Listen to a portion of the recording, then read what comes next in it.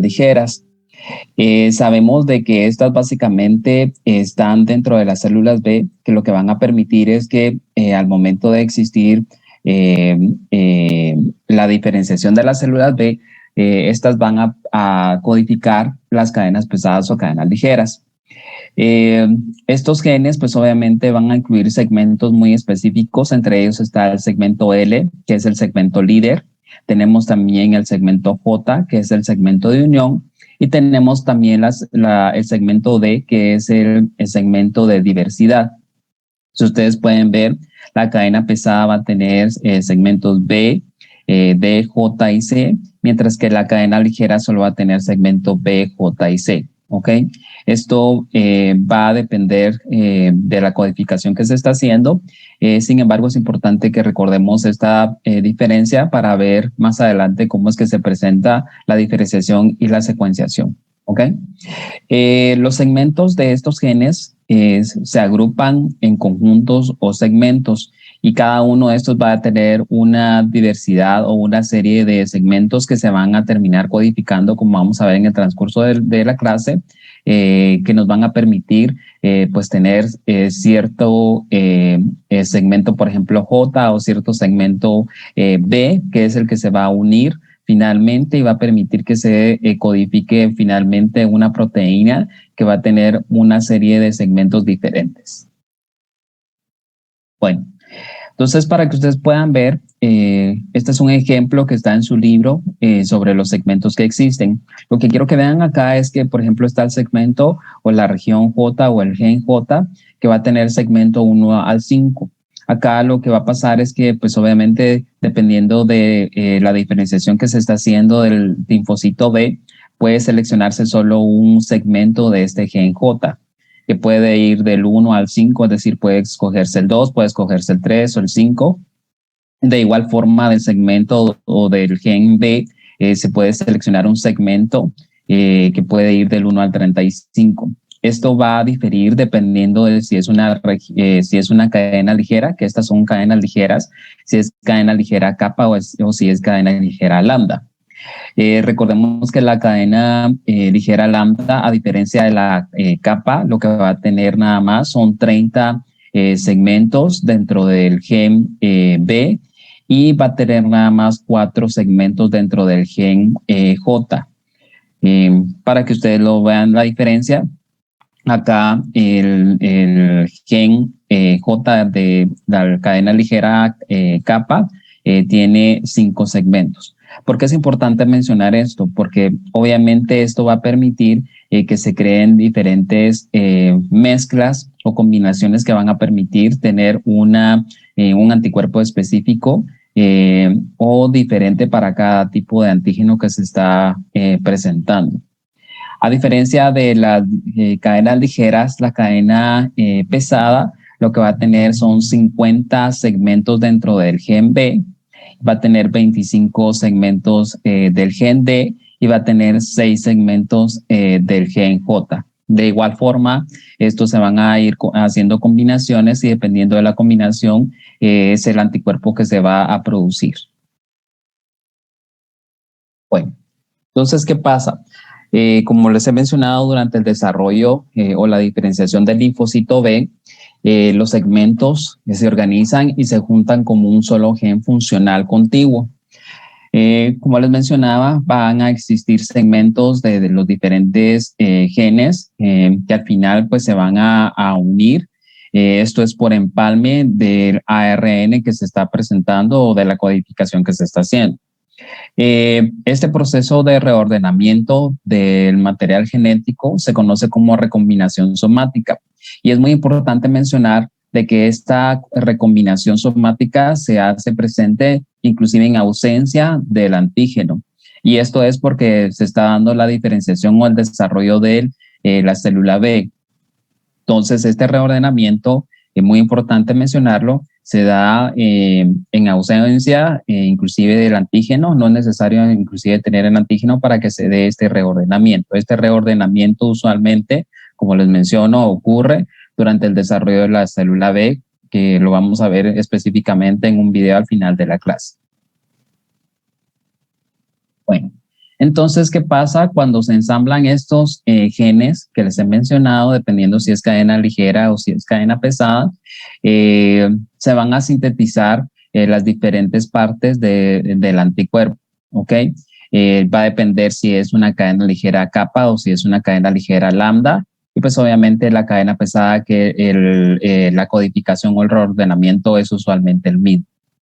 Muy importante mencionar de que esta codificación o reordenamiento va a ser muy diferente en la región pesada o la cadena pesada, mejor dicho, y va a depender este reordenamiento o codificación si va a ser un anticuerpo el cual va a ser secretado para que circule de forma libre en la sangre, o si va a ser un anticuerpo que se va a quedar expresado en la superficie de la célula B.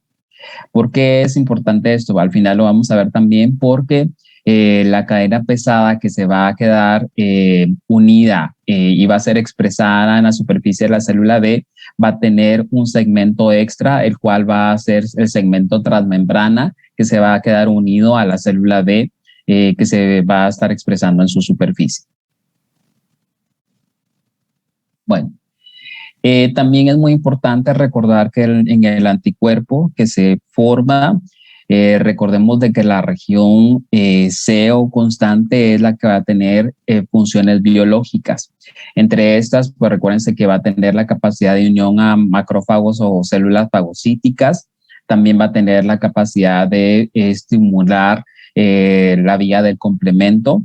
Y también va a producir que se liberen otras sustancias como las citocinas, que van a favorecer a que se pueda dar mayor respuesta inflamatoria.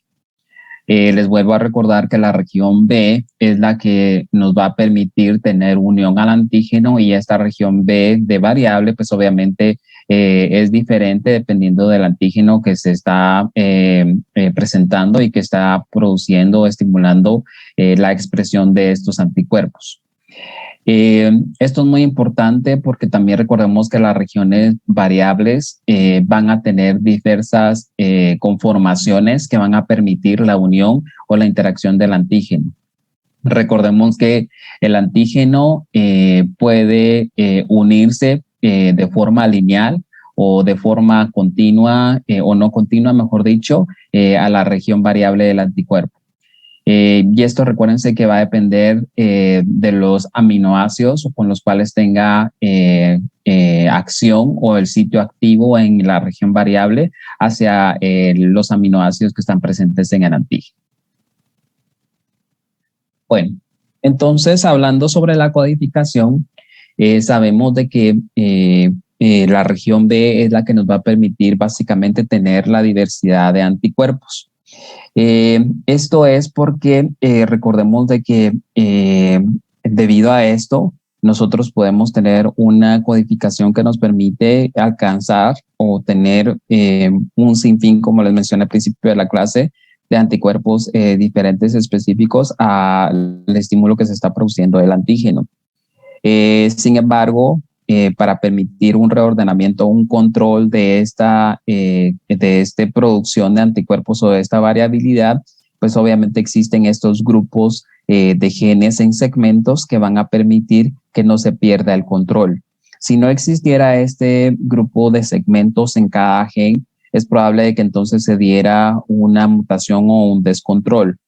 Esto también es muy importante mencionarlo porque pueden existir algunas enfermedades que van a permitir que este control se pierda. Y como vamos a ver en el transcurso de la clase, existen enzimas específicas que nos ayudan a tener este control y de hecho a iniciar la codificación y el reordenamiento genético, y también de mejor forma terminarlo.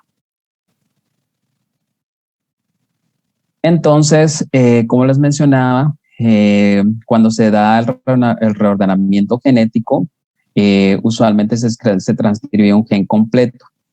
Este gen completo, pues obviamente va a tener excluido lo que son los intrones.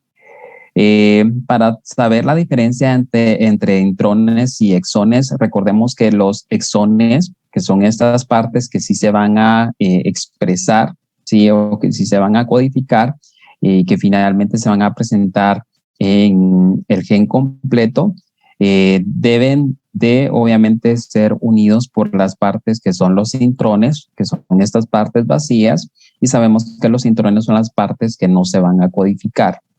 ¿Por qué existen estos intrones? De hecho, estos intrones son los que permiten de cierta forma que ocurra el empalme del material genético y también son los que me permiten saber qué segmento es el que se va a expresar o no. ¿Por qué? Porque el material genético se dobla, como vamos a ver en una diapositiva posterior, que me permite saber qué segmento es el que se va a expresar. Este empalme, pues obviamente lo que permite, como les he mencionado, es que los intrones sean eliminados y también lo que pasa acá es que existen enzimas que lo que van a hacer es que van a eliminar la región L o la secuencia L del gen que se va a expresar al final, ¿ok? Entonces, ¿qué pasa? Recordemos de que para que se forme la cadena ligera, la codificación tiene que darse por regiones o segmentos del gen B, del gen J y el gen C, ¿ok? Mientras que para que se dé la codificación o reordenamiento de la cadena pesada, acá se agrega lo que es el gen D, ¿ok? Esa es la diferencia entre cadena ligera y cadena pesada. Eh, obviamente, la combinación de estos es lo que nos va a permitir saber qué tipo de cadena se está produciendo. Entonces, por ejemplo, para la región variable de la cadena ligera, lo que tiene que pasar primero es que se une la región o el segmento del gen B al segmento del gen J, ¿sí? Esto al final, cuando ocurre la unión, de estos dos se une finalmente al segmento de la región C y al unirse este segmento, pues obviamente se elimina la secuencia L y entonces se presenta o se codifica finalmente la región variable, en este caso de la cadena ligera. ¿Ok? ¿Qué pasa con la cadena pesada? Para que ocurra el reordenamiento con la codificación de la cadena pesada, primero lo que tiene que pasar es la unión del segmento J con el segmento del gen D. Cuando ocurre esto, finalmente se une a lo que es el segmento del gen B, ¿sí? Cuando pasa esta unión, entonces se une finalmente al segmento del gen C y se elimina de igual forma la secuencia o la región L para entonces finalmente dar resultado a lo que es la cadena pesada. Entonces acá lo que quiero que ustedes vean la diferencia es que acá en la cadena pesada se debe de presentar el segmento D, que es lo que nos permite diferenciar entre una cadena pesada y una cadena ligera. Bueno, para que exista este tipo de recombinación o de ordenamiento, deben de darse pues enzimas que se conocen como recombinasas en estas regiones, que van a ser recombinasas BJ o BDJ, dependiendo si es cadena ligera o cadena pesada. Sabemos de que es BJ cuando es cadena ligera y es BDJ cuando es cadena pesada. Estas enzimas van a ser las responsables de producir la división y la incorporación del ADN que se está produciendo como reordenamiento. Existen dos enzimas, específicamente la RAC1 y la RAC2, que son enzimas de recombinación de genes activadores, que estas básicamente van a ser responsables de provocar el primer paso en la excisión o el reordenamiento de estos genes. Muy importante esto porque se ha mencionado que hay algunas enfermedades en las cuales estas enzimas no son sintetizadas de mejor forma o existen mutaciones en los aminoácidos de esas enzimas, lo cual favorece a que no se dé este primer paso y por lo tanto tampoco se mantenga el control de reordenamiento de los genes en la producción de cadenas ligeras o cadenas pesadas. Bueno, también es muy importante mencionar que para que se dé la expresión o el reordenamiento de las cadenas, usualmente necesitamos cromosomas presentes en material genético de cada persona. Las cadenas ligeras tipo kappa provienen de genes del cromosoma 2, mientras que las cadenas ligeras lambdas provienen del cromosoma 22 de cada persona. Las cadenas pesadas, mientras tanto, provienen del cromosoma 14. Y esto es muy importante porque es aquí en donde nosotros vamos a encontrar la información genética para producir, pues obviamente, las cadenas ligeras y pesadas de cada anticuerpo. También es muy importante mencionar de que, pues obviamente, cada célula tiene 2 de cada uno de estos genes heredados por cada papá. Y pues obviamente, como no se pueden expresar los 2 genes de cada papá, se da algo que se llama el proceso de silenciar un gen paterno. Esto es para que se dé lo que se conoce como exclusión alélica. ¿Qué es la exclusión alélica? Básicamente lo que va a hacer es que va a producir de que solo se exprese un gen de cada papá para que no se dé una duplicación de genes al momento de producir la codificación o reordenamiento. Si pasara esto, pues obviamente se diera una pérdida de regulación del ordenamiento o se pudieran expresar anticuerpos, si lo quieren ver de esta forma, que no son funcionales. Esto es muy importante también mencionarlo porque existen algunas enfermedades genéticas en las cuales no se permite que se dé la exclusión alélica. Y como les vuelvo a repetir, esto lo que va a favorecer es que existan anticuerpos que no son funcionales y que al momento, por ejemplo, de medirlos, si usted es capaz el estudio o la prueba de decir que hay presencia de anticuerpos, sin embargo, estos no son funcionales y esto se traduce en que la persona, pues obviamente, puede estar expuesta a cualquier enfermedad y enfermarse de forma repetitiva. Bueno, entonces, ¿cómo se da gráficamente la formación o el reordenamiento de las cadenas ligeras? Sabemos, sí, muy importante, que existen 2 tipos de cadenas ligeras, están las kappa y están las lambda. En este caso, su libro les ejemplifica bastante bien cómo es el reordenamiento de las cadenas ligeras tipo kappa, que es el mismo proceso para el reordenamiento de las cadenas ligeras lambda. Como les decía inicialmente, la diferencia es que las cadenas kappa van a tener un gen con 35 segmentos en la región B, mientras que en el gen J va a tener 5 segmentos.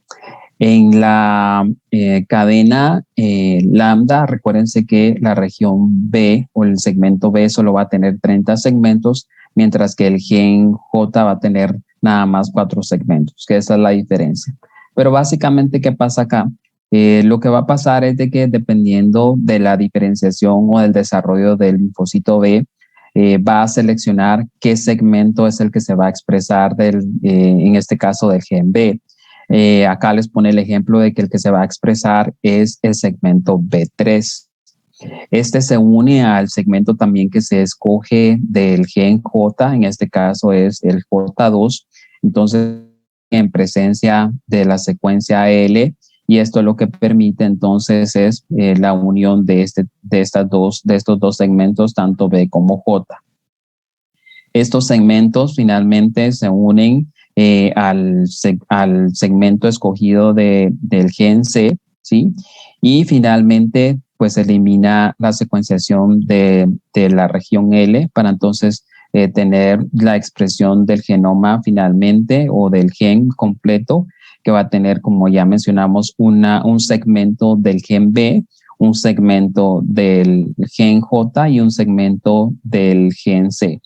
Este es el caso de, como les digo, de las cadenas ligeras, que es lo mismo, como les digo, que pasa con la cadena ligera lambda, pero la diferencia es el número de segmentos disponibles para hacer combinaciones en cada una de estas. ¿Cómo es que se da esta expresión o empalme en reordenamiento? Les quería enseñar este dibujo para que ustedes recuerden sus clases de biología. Usualmente, pues obviamente la parte que es el exón que sí se va a codificar es la parte que se va a expresar, pero están las partes de los intrones, que son las partes no codificables, que básicamente lo que hacen es que existen enzimas específicas que van a permitir que esto se doble, ¿verdad? que al momento de doblarse, entonces ese segmento o ese intrón, que es la parte no codificable, no se expresa, ¿sí? Entonces, para verlo de forma esquemática, pues tenemos los exones, que son las partes que sí se codifican, y tenemos los intrones, que son las partes que son eliminadas o no expresables o no codificables, que son las que se van a evitar al momento de estar haciendo el reordenamiento o la codificación. ¿Qué pasa con la cadena pesada? La cadena pesada, pues obviamente nos va a permitir tener también un reordenamiento. Este reordenamiento, la diferencia es que pues tenemos 50 segmentos en la región B, tenemos 25 segmentos en el gen D, que recordemos que la diferencia entre la cadena pesada y la cadena ligera es que la cadena pesada tiene este gen D. Tenemos seis segmentos del gen J, y tenemos una diversidad de segmentos que se pueden expresar dependiendo de qué tipo de inmunoglobulina es la que se va a producir, ¿ok? Y ya sea IgM, IgG, IgE, o en el caso de si está presente también la M o la G, ¿ok? Bueno. Entonces pasa básicamente lo mismo que en el reordenamiento o la codificación de la cadena ligera. Se selecciona un segmento del gen B. También se da la selección de un segmento del gen D, y también la selección de un segmento del gen J. Recuérdense que acá lo primero que tiene que ocurrir es la unión del segmento D con el segmento J, para que posteriormente se dé la unión al segmento del gen B, siempre esto en presencia de la secuencia L, y finalmente esto lo que hace es que se une a la porción específica de la inmunoglobulina que se va a expresar para dar paso entonces al gen completo, donde existe eliminación de la secuencia L. ¿Ok? Esto, lo que, como les vuelvo a repetir, lo que permite es una diversidad que al final se traduce en muchos anticuerpos disponibles para cualquier antígeno que se esté expresando. Entonces, esta generación de diversidad de anticuerpos se puede dar por varios mecanismos que se resumen en los siguientes 5 puntos. Punto 1, los segmentos genéticos B, D y J están presentes en múltiples copias, ¿sí? Como ya les he mencionado, existen varios segmentos dependiendo del gen que se está codificando. Y estos de diversos segmentos que existen en estos genes se conoce como diversidad de línea germinal, ¿sí? Punto número 2, los segmentos de los genes BJ, BDJ, dependiendo si es cadena ligera o cadena pesada, pueden recombinarse en múltiples combinaciones que se denominan diversidad combinatoria, ¿ok? Esto es porque pues obviamente también recuérdense que está la combinación tanto de cadenas ligeras como cadenas pesadas. Entonces esto lo que da paso es a la diversidad combinatoria. Punto número 3, se forman uniones entre segmentos de genes. Por ejemplo, la unión de un segmento del gen B a un segmento del gen DJ reorganizado, que implica la excisión del ADN. Y esto pues obviamente va a tener una adición o sustracción de nucleótidos específicos, lo cual se denomina diversidad de unión. Entonces, si se dan cuenta, acá llevamos 3 tipos de diversidad que permiten de que existan varios tipos de anticuerpos. Punto número 4, son posibles múltiples combinaciones de cadenas ligeras y pesadas. Esta variabilidad lo que genera son diferentes anticuerpos. Y por último, punto número 5, existe una hipermutación somática, mencionamos nosotros, que puede inclusive ocurrir después de la estimulación antigénica. Si ustedes se recuerdan, les he mencionado de que todo el reordenamiento anterior se da nada más por el desarrollo, la diferenciación de linfocito B, pero finalmente puede existir una hipermutación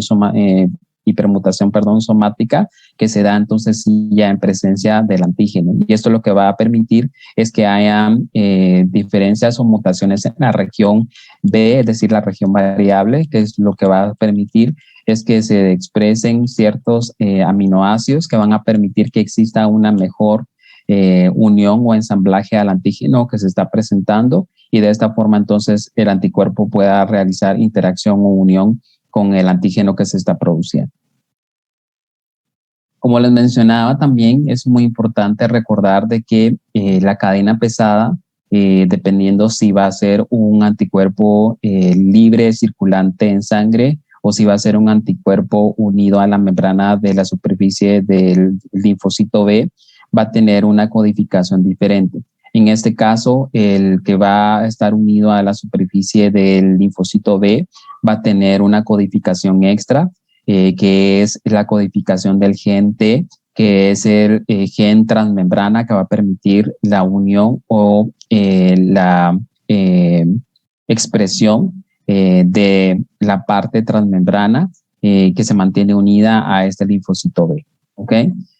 Con lo cual no pasa con la formación de la cadena pesada que va a estar presente en el anticuerpo que va a estar libre o circulando en sangre o en el plasma. ¿Ok? Bueno, entonces quiero enseñarles un video que resume de forma bastante gráfica lo que les acabo de mencionar para que entendamos de mejor forma lo que pasa con los linfocitos B. ¿Ok?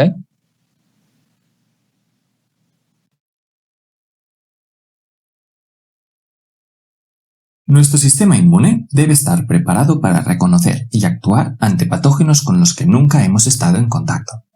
Para ello, uno de sus mecanismos son los linfocitos B y los anticuerpos que estos producen. Un linfocito B es un tipo de leucocito o glóbulo blanco de la sangre. Los glóbulos blancos se clasifican según su desarrollo y función. En particular, los linfocitos B pertenecen al linaje linfoide, junto con los linfocitos T y linfocitos NK. La función principal de los linfocitos B es producir anticuerpos.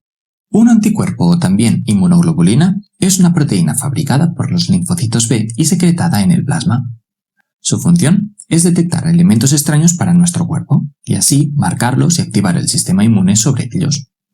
Los anticuerpos consisten en dos cadenas pesadas y dos cadenas ligeras unidas por enlaces covalentes disulfuro. Ambas cadenas tienen una región variable y una región constante. La región variable se encarga de unir moléculas que forman parte de un patógeno, que denominaremos antígenos. La región variable es diferente en cada anticuerpo, lo que permite detectar una gran variedad de antígenos.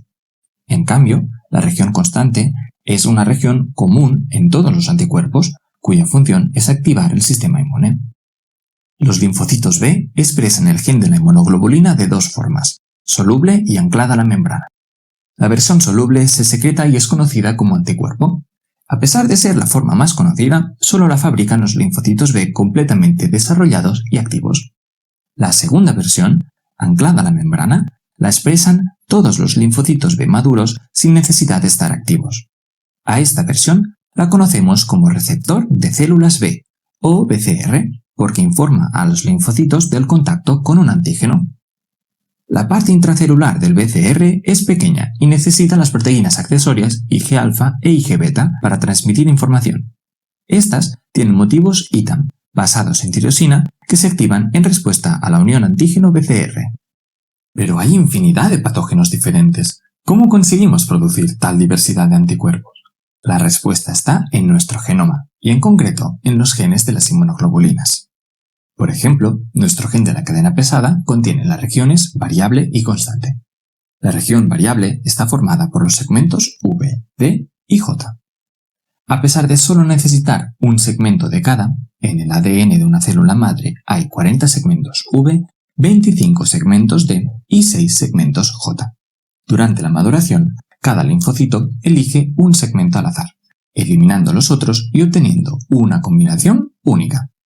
Según la combinación de su inmunoglobulina, cada linfocito B detectará un antígeno u otro. Denominamos a este proceso de combinar segmentos VDJ simplemente recombinación VDJ. De esta forma, podremos producir un inmenso repertorio de anticuerpos diferentes. La vida de los linfocitos B se divide en las etapas de maduración y activación. La maduración es el proceso de desarrollo de una célula madre al linfocito B. Tras madurar, la activación es la respuesta de ese linfocito B al encontrar su antígeno. La maduración ocurre en el interior de los huesos. Los linfocitos B se originan a partir de las células hematopoyéticas de la médula ósea. Las diferentes etapas son progenitor multipotente, precursor linfoide común, célula pro-B, célula pre-B y finalmente linfocito B. Este proceso termina con la migración de los linfocitos a los tejidos linfáticos periféricos, que son los ganglios linfáticos y el bazo. Las células pro-B son las primeras en empezar a sintetizar el receptor BCR, haciendo la recombinación VDJ de su cadena pesada. Tras terminar, se denominan células pre-B y expresan en su superficie una cadena pesada funcional, acompañada de dos cadenas ligeras sustitutas, puesto que aún no han recombinado el gen de la cadena ligera. Este receptor pre-BCR también tiene las cadenas Ig-alfa e Ig-beta necesarias para la transmisión de señal. En esta etapa, la señal del pre-BCR es positiva, puesto que indica que la recombinación ha sido exitosa y el pre-BCR funciona. A esto se le llama selección positiva. Las células con un pre-BCR funcional sobreviven y aquellas con errores se eliminan por apoptosis. Existen células pre-B grandes y pequeñas.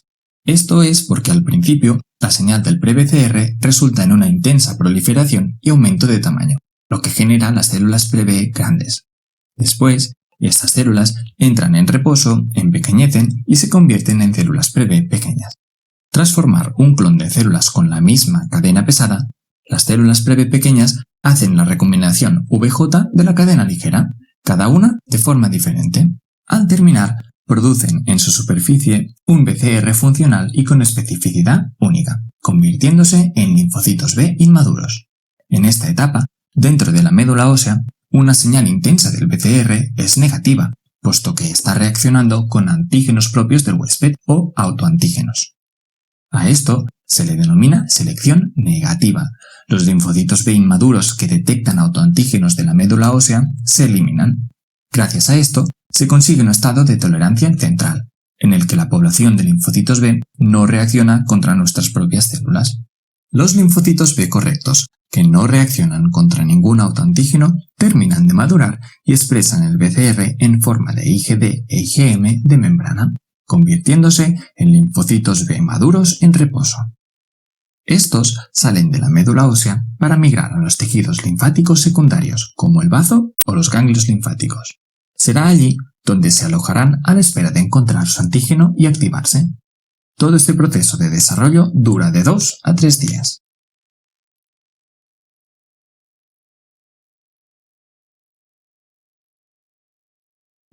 Doctor, disculpe,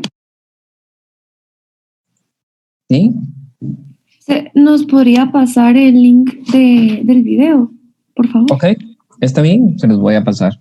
No sé si hay alguna duda o alguna pregunta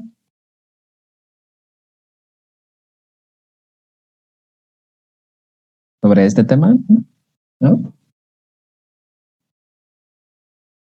Ok, bueno, solo quiero hacer en los minutos que nos quedan énfasis en algunos puntos que les van a ayudar para su examen, ¿ok?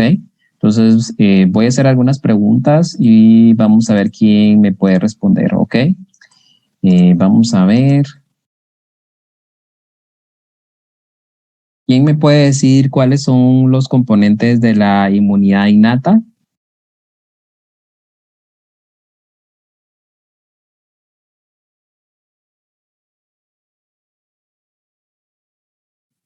Marisabel. Marisabel levantó la mano, perdón. Sí, los componentes de la inmunidad innata son, por ejemplo, las barreras naturales del cuerpo, como la piel y las mucosas. Ajá. Tenemos a los leucocitos, fagocitos, como los macrófagos, y también las células del complemento y las células natural killer. Así es, perfecto. Vamos a ver, Rafael, recordemos cuáles son los componentes de la inmunidad adaptativa. Pues estarán los linfocitos B y los linfocitos T, así como las células de memoria, ¿no? Ok, muy bien. ¿Y cuál es, a ver, alguien me puede decir cuál es la diferencia o cuáles son las características que diferencian a la inmunidad innata con la inmunidad adaptativa?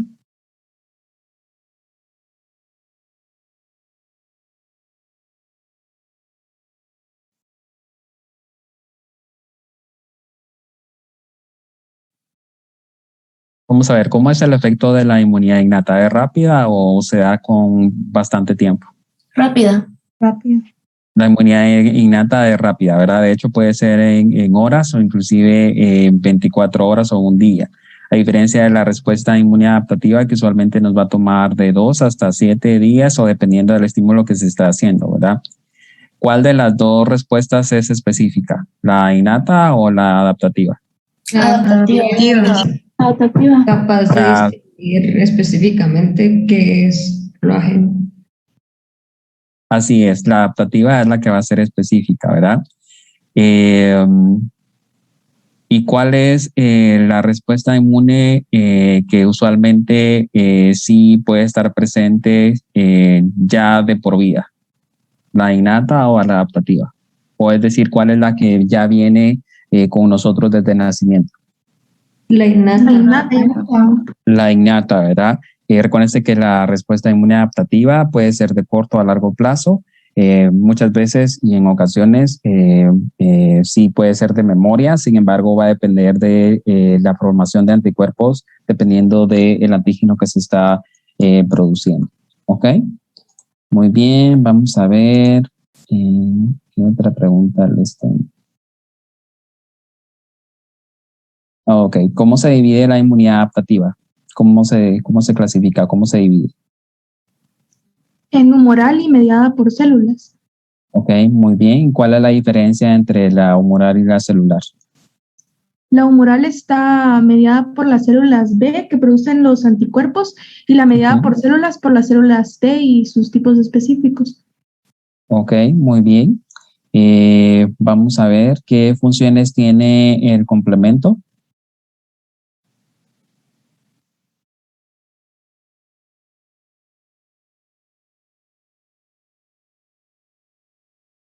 ¿Alguien recuerda las Yo me funciones del recuerdo que complemento? era opsonización y fagocitosis. También tenía una estimulación de reacción inflamatoria y si no estoy mal, había la citólisis mediado por complemento. Ok, muy bien. Esas son básicamente las tres funciones importantes del complemento. La opsonización, es decir, el marcaje de las células para favorecer a la fagocitosis. También estimular más reacción inflamatoria. Y por último, entonces, lograr la lisis de los microorganismos a partir de la formación de poros específicos. ¿Ok? Bueno, ¿cuáles son las moléculas que permiten la conexión entre la inmunidad innata y la inmunidad adaptativa? Las citoquinas.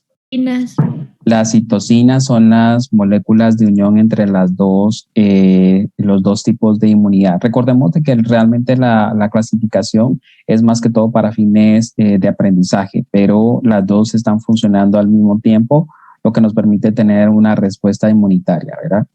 ¿Okay? ¿Alguien recuerda cómo se dividen los linfocitos T?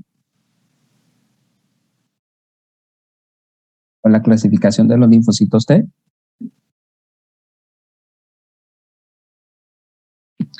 Se dividen porque cada uno se produce para diferentes situaciones, entonces están los TH1 que se activan en respuesta a infección viral, los TH2 que es en respuesta a gusanos o parásitos y los TH17 que son en respuesta a invasión fúngica y bacterias extracelulares. Ok, perfecto. Estamos bien. Vamos. También habíamos visto en el laboratorio que se podían dividir por su función, por ejemplo, los T citotóxicos, que lo que hacían es básicamente neutralizar las células que ya se infectaron por un ataque directo. También los T colaboradores o helpers, que activan y dirigen otras células inmunitarias. Los reguladores, que suprimen la activación del sistema inmunitario y ayudan a prevenir las enfermedades autoinmunes. Y los T de memoria, que persisten después de que la infección se haya resuelto.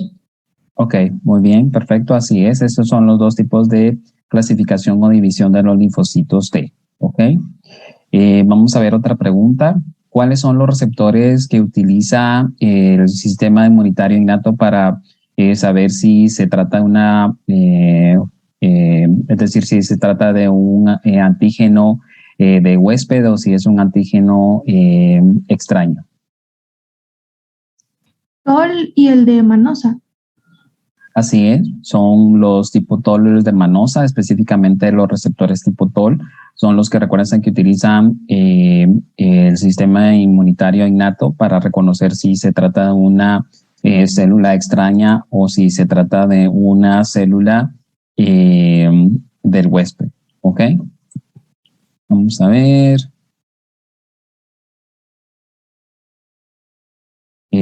¿Cuáles son los tipos de leucocitos que se presentan en una infección aguda y que usualmente van a estar presentes como la primera línea de defensa? Los neutrófilos. Y los inmunocitos, ¿no? Son los neutrófilos. Los neutrófilos, recuérdense que son los leucocitos o las células que van a estar presentes en una infección aguda. Independientemente si es una infección viral o si es una infección bacteriana, los neutrófilos van a jugar un papel muy importante de forma aguda para ser la primera línea de defensa ante una infección. ¿Ok? Bueno, vamos a ver qué otra pregunta.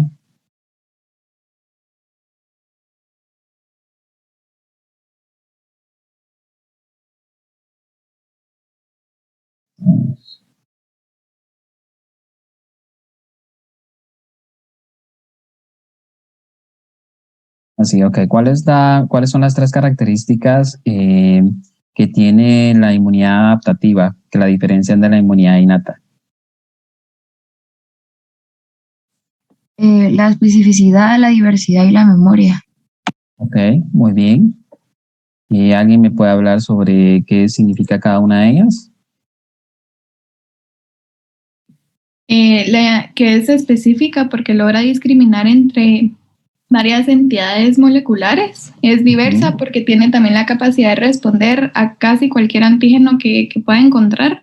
Y es de memoria porque puede recordar si tuvo contacto previo con un antígeno y mostrar cada vez una respuesta más fuerte.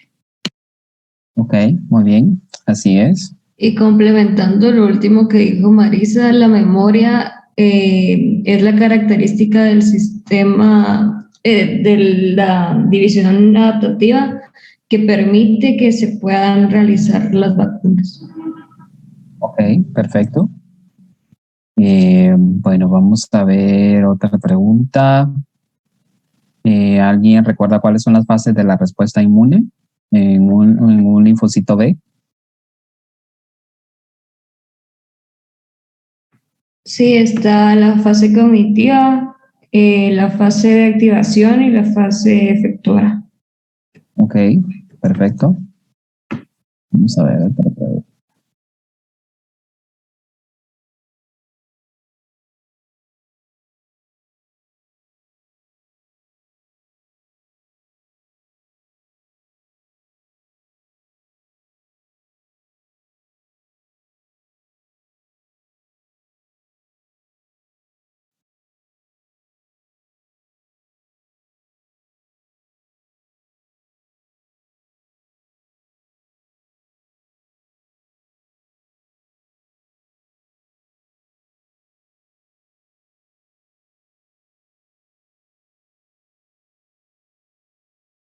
Okay, ¿cuáles son los receptores que están presentes en la superficie de las células B y T? ¿Cuáles son, cómo se llaman estos receptores? Existen tres grupos de receptores.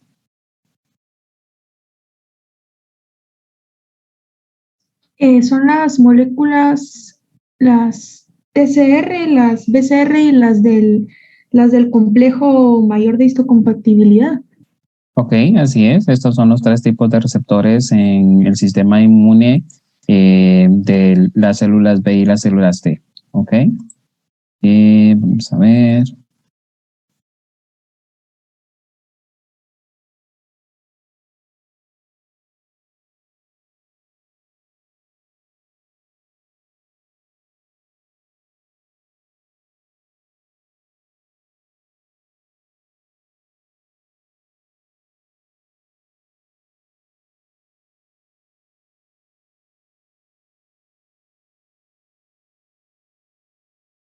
¿Cuáles son los complejos de histocompatibilidad que se encuentran solo en las células B, macrófagos y células dendríticas? Las tipo 2. Las tipo 2. Recuérdense que los complejos de histocompatibilidad clase 1, esas sí se encuentran en todas las células. Ok, perfecto.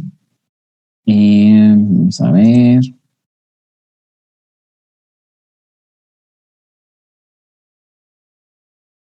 ¿Alguien me puede decir cuál es la función del complejo de histocompatibilidad mayor?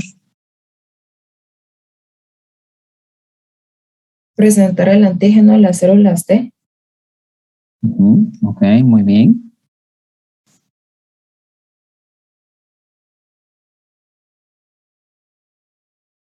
Y vamos a ver, ok.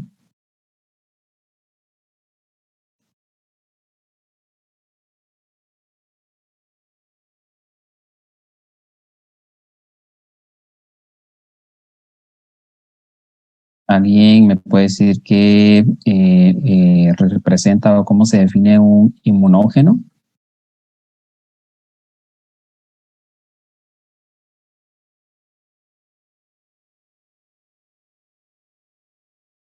Un inmunógeno es la sustancia que por sí misma puede causar una respuesta inmune, por ejemplo, la producción de un anticuerpo. Ok, perfecto. ¿Y cuál es la diferencia con un apteno? Que el apteno no puede producir esta respuesta por sí sola. Ok, ¿y qué necesita el apteno para entonces producir la respuesta inmunológica? Debería de unirse con un receptor inmunológico. O una proteína que se conoce como acarreador o ayudante, ¿verdad? Ok. ¿Cómo se llama la parte del antígeno a la cual se une el anticuerpo? Epítopo. Epítopo. ¿Y cómo se dividen los epítopos? En lineal y discontinuo. Ok, lineal y discontinuo. ¿Cómo se les llaman a las moléculas que sí son reconocidas por el sistema inmunológico adaptativo, pero que el sistema inmunológico adaptativo los ha programado para no tener la respuesta? ¿Cómo se llaman esas sustancias o moléculas? Tolerógenas. Tolerógenos, ok, muy bien.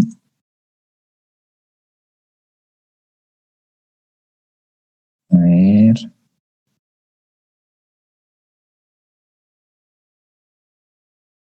Bueno, ¿cuántos tipos de anticuerpos existen? 5. Ok, 5. ¿Cuáles son? IgM, IgG, IgE, IgA, IgD. Ok, muy bien. Del anticuerpo, ¿cómo se llama el fragmento que se une al antígeno? ¿Es porción FC o porción FA o FAB, mejor dicho? La FAB. La FAB es la porción que se une al antígeno y la FC es la que, pues obviamente va a tener unión con el macrófago, ¿verdad? Ok. Mm,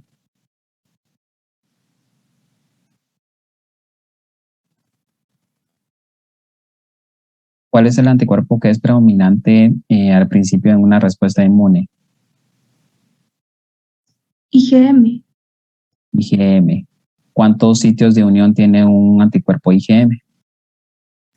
Tiene 10 sitios. 10 sitios de unión, ¿verdad? Por eso es que es muy importante este anticuerpo. ¿Ok? ¿Cuál es el anticuerpo que está presente en las mucosas o en las secreciones? IgA. La IgA. ¿Y cuál es el anticuerpo que sí tiene paso en la placenta? IgG. La IgG. ¿Ok? ¿Y cuál es el anticuerpo que está presente en unión a la superficie de la célula B? IgD. La IgD. Ok, muy bien.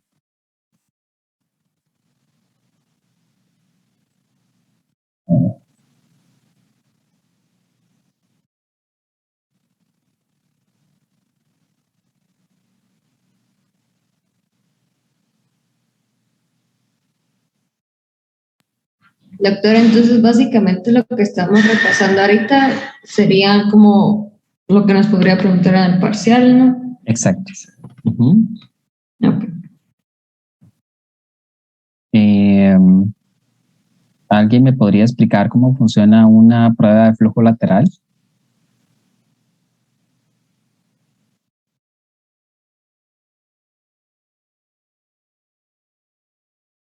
A grandes rasgos, no en sus propias palabras.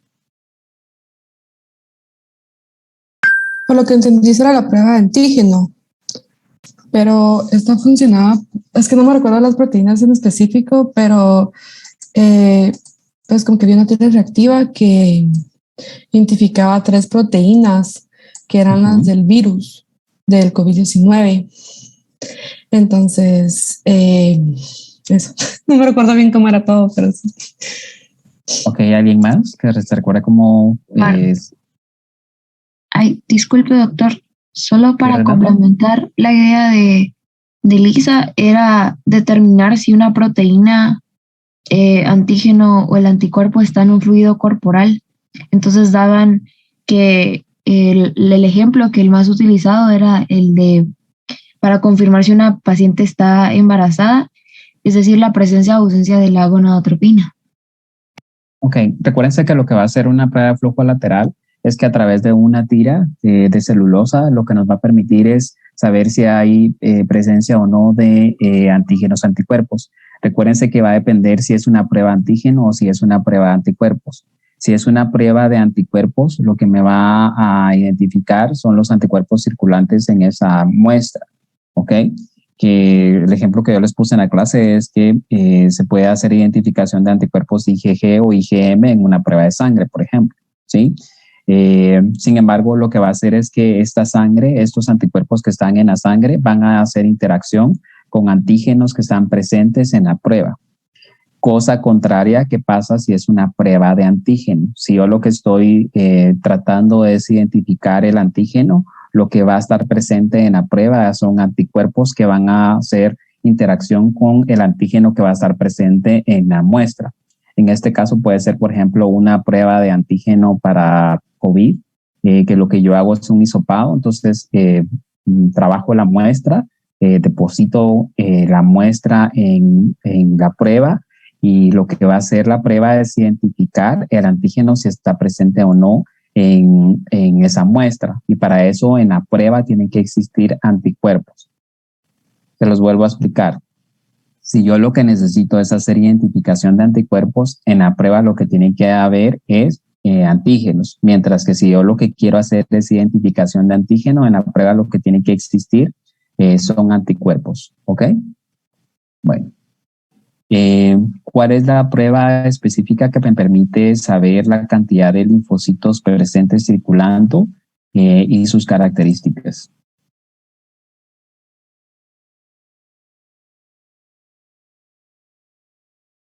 ¿Cómo se llama esa prueba?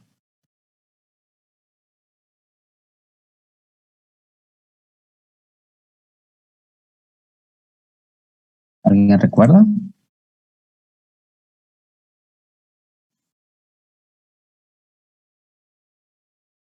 La de citometría de flujo. Citometría de flujo. La citometría de flujo es la prueba que me permite identificar los linfocitos circulando y sus características. ¿Ok? ¿Qué desventajas tiene la prueba de inmunofluorescencia?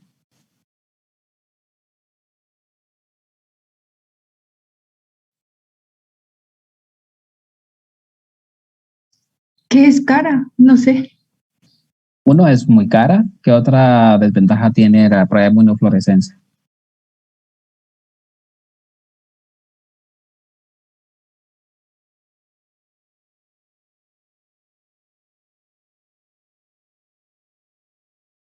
¿Alguien me recuerda?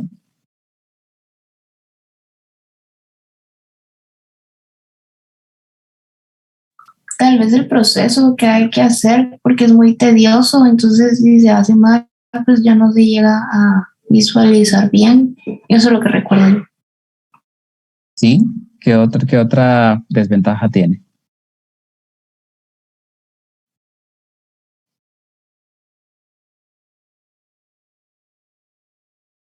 Bueno, recuérdense Tal que vez que no son, perdón, sí, Lisa, perdón.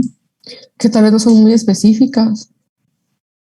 Bien, sí es específica. Recordemos que la prueba de inmunofluorescencia es específica. La desventaja que tenemos aparte de lo que ya mencionaron, es que la identificación por inmunofluorescencia necesita un microscopio especial de inmunofluorescencia y necesito las instalaciones específicas para poder hacer ese tipo de observación. Si yo no poseo este tipo de recurso, entonces va a ser muy difícil que yo pueda realizar la prueba de inmunofluorescencia.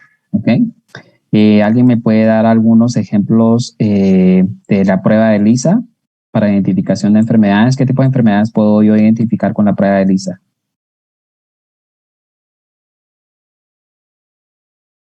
Hepatitis VIH. B.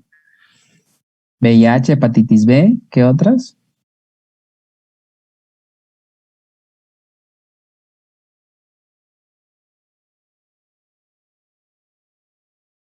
COVID tal vez. No.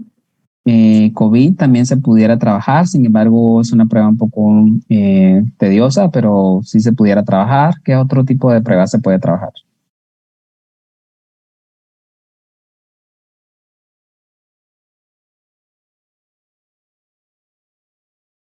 Bueno, para fines prácticos, hepatitis B y C se pueden identificar por medio de prueba de Lisa. VIH también se puede trabajar a través de prueba de Lisa. ¿Qué ventajas tiene la prueba de flujo lateral frente a la prueba de Lisa?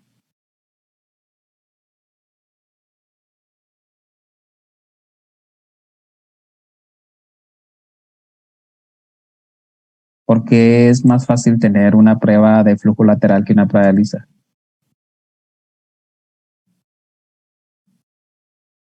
Por la rapidez, ¿no? Por el costo.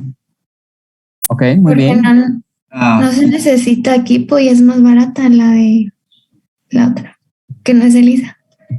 La prueba de flujo lateral, así es, la prueba de flujo lateral, o llamadas pruebas rápidas, la ventaja que tienen es que pueden ser elaboradas o pueden ser hechas sin tener la necesidad de tener equipo específico, el tiempo es más corto para obtener una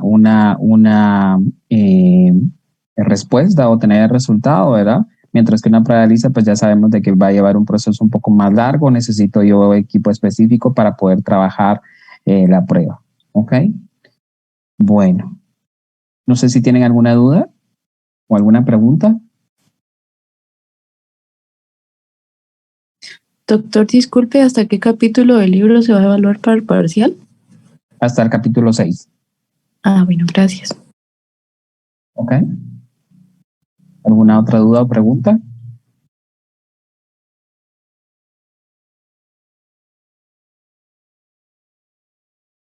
Doctor, yo tengo una duda, pero es porque no sé si pudo recibir mi corto ahorita al inicio de la clase. Ok, ahorita voy a revisar. Permíteme. Gracias. Doctor, yo tenía una pregunta. Es que tuve que hacer unas cositas, entonces ya no puedo estar muy pendiente de la clase, pero mi pregunta era si el examen va a ser pues por el portal o va a ser siempre así como los hemos hecho en Forms. Va a ser en Forms. Para el primer parcial va a ser en Forms, ¿oyeron? Gracias, doctor. Doctor, una pregunta. El corto de Farma, ¿de qué capítulo es que va a venir el de hoy? Hoy vamos a ver capítulos 7 y 8. Y de ese va a ser el corto, ¿verdad? Así es. Ok, gracias. Ok, ¿alguna otra pregunta? Entonces, para el examen de Farma no nos estaríamos evaluando el capítulo 9. El capítulo 9 no va a entrar en el parcial, ¿oyeron? Gracias. Doctor, entonces, como aún tampoco hemos visto el capítulo 4, imagino que el examen parcial va a ser diferente al que van a recibir las otras secciones con el doctor Juárez. Así es, va a ser diferente del parcial. Y ese también lo vamos a tener por Forms, ¿verdad? Así es, Bill.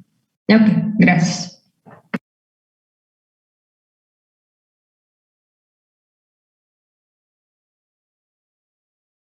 ¿Alguna otra pregunta?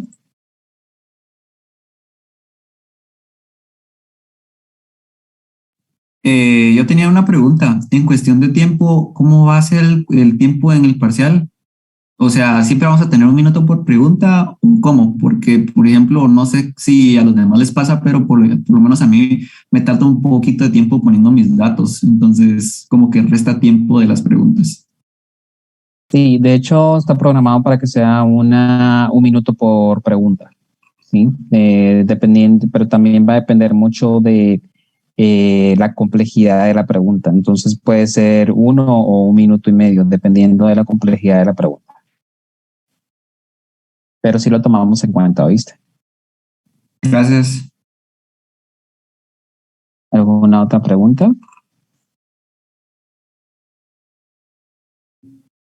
Doctor, disculpe, ¿será que me puedo quedar hablando al final de la clase con usted? Ok, perfecto. Bueno, si no hay ninguna otra pregunta, esto sería todo por el día de hoy. Estaría viéndolos más tarde en su clase de farmacología, ¿ok?